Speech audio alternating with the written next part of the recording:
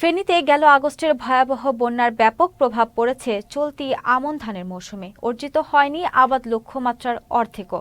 জমি খালি পড়ে থাকায় দুশ্চিন্তায় প্রান্তিক কৃষকরা। এই অবস্থায় ক্ষতিগ্রস্ত হাজারো কৃষকের প্রণোদনা সহ সার ও বীজের সহায়তা পাওয়ার কথা থাকলেও তা আটকে আছে কাগজ কলমে। ক্ষতি পোষাতে সরকারি সহায়তা চাইছেন কৃষকরা। বিস্তারিত ফেনীর প্রতিনিধি কাউসার হামিদ শিকদার পিনুর তথ্যচিত্রে ডেস্ক রিপোর্ট। গত আগস্টের ভয়াবহ বন্যায় ফেনীর কৃষি খাতে ৯০০ কোটি টাকার বেশি ক্ষতি হয়। এমন মৌসুমে তা ফুটে উঠেছে। জেলা কৃষি বিভাগের তথ্য মতে গত ৫ কৃষি বর্ষে ফেনী জেলায় চাহিদার বিপরীতে বাড়তি উৎপাদন হয় ৪১,৫১৩ মেট্রিক টন আমনের ধানের চারা। চলতি মৌসুমে জেলার আমনের আবাদের লক্ষ্যমাত্রা ছিল ৬৬,৭৫৫ হেক্টর, কিন্তু ভয়াবহ বন্যার কারণে আবাদ হয়েছে মাত্র ২৬,৭৬৪ হেক্টর।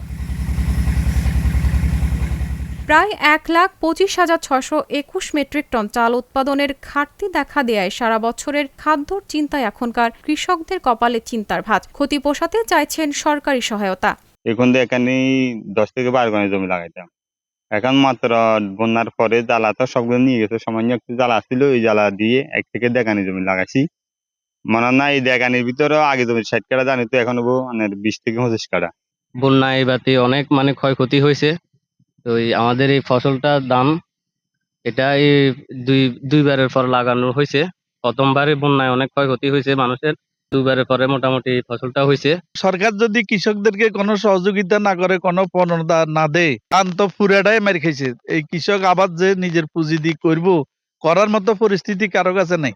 এদিকে চলতি মৌসুমে কৃষি বিভাগের পক্ষ থেকে ফেনী জেলার ৭৮,০০০ কৃষককে বিভিন্ন জাতের রবি শস্য, সবজির বীজ ও সার প্রণোদনা দেওয়া হয়েছে বলে জানিয়েছেন জেলা কৃষি সম্প্রসারণ বিভাগ। আমনের ক্ষতিটা করার জন্য খালি জায়গায় সেগুলোতে সবজি উৎপাদন করে ক্ষতিটা পোষানো, আর এরপরে বিভিন্ন রবি ফসল এবং পরবর্তীতে বোরো আবাদ বাড়ানোর জন্য আমাদের বন্যার ২ মাস পেরিয়ে গেলেও তার দৃশ্যমান প্রভাব এখনো রয়েছে ফসলের মাঠে।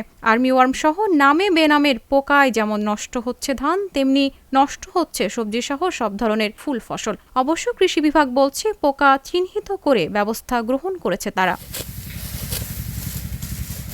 Syeda Rimmi, channel S news desk.